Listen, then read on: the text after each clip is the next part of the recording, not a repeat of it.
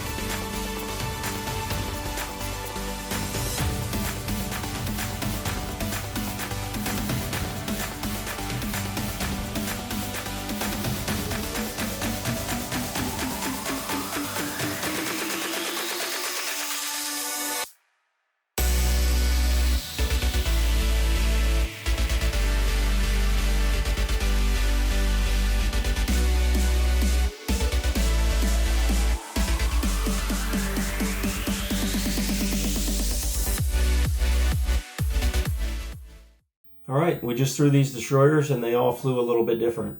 They're all Destroyers, they're all max weight. So what makes them fly different? There's a guy who did a video that I'll link to down below that talks about the curve on the underside of the beveled edge of the disc. That's one factor that makes it more stable. I'll link to that video because he goes into a lot of detail about why that is.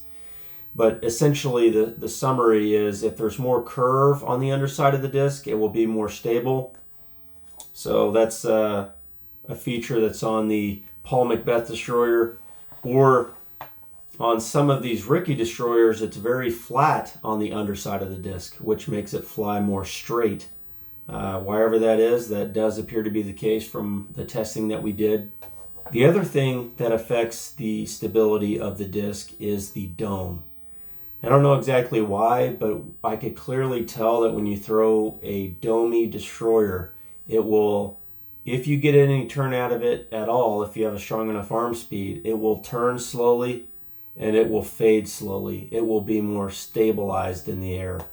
When you throw a disc like this, that's very flat top, it's also a Destroyer, but with no pop top dome on it, it seems to turn more quickly and then fade more quickly in the air. It doesn't have as much stability and it kind of doesn't fly exactly how the other ones do it all. It kind of turns more quickly and then fades more quickly than you think. That's why some people say that pop tops provide more glide on a disc, and I think that could be equated to the more gradual turning and fading of the disc in their flight. Now, the last thing that I think greatly impacts the stability of a disc is the parting line height. This is a very important feature that affects how discs fly, and this applies to any mold, but it's only necessarily in relation to that same mold. So you can't compare a Destroyer versus a T-Bird, for example, to see how different they're going to fly, but you can take a Paul Macbeth Destroyer and a Pro Destroyer, or a Paul Macbeth Star Destroyer and a Ricky Wysocki Star Destroyer, and if you put them on a table, whichever one is higher off the table as far as the edge of the disc is going to be more stable. The Paul Destroyer is higher than the Ricky Destroyer, and the Paul Destroyer is much more stable than the Ricky Destroyer. Now, the other factors do apply. They both have a pop top, so that's a wash. They both have the same feature as far as the dome. The Paul Destroyer does have more of a curve on the underside of the disc, and the Ricky Destroyer, at least this mold, is flat. I think some of the Ricky Destroyers are more similar to Paul's in terms of the curvature on the underside of the beveled edge. But as far as these two discs, the curvature on the underside of the beveled edge and the parting line height are the only key differences. They're both max weight. They're both Star Destroyers. They're both the same mold. But the parting line height is different. And the curvature on the underside of the beveled edge is different. And that affected the flight greatly from our testing. The Ricky Wysocki Destroyer went much straighter, even got some turn. And the Paul Destroyer, I couldn't turn this thing at all. Like this is in my bag right now, but it's my overstable headwind driver. It's too stable for me to throw in no wind or tailwind. The Ricky Destroyer, I can get a lot of distance out of. It glides very far. It's a lot straighter. It's got that flatter edge and a lower parting line. It goes very far for me. So you can find a destroyer that works for you. But once you learn these key features of a destroyer, it's really hard to just buy one online anymore. You almost have to go into a store and compare some of these features in order to find the right one that's right for you. If you have a destroyer and you know how it flies, you can use that as your control. So if it has a high parting line, go and find one that has a lower parting line. Or if it doesn't have a dome and it doesn't get as much glide, or it turns too quickly in the beginning of its flight, try to get one with a dome and see how that affects its flight for you. That's probably why I have so many destroyers, because I kept getting some that kept flying different.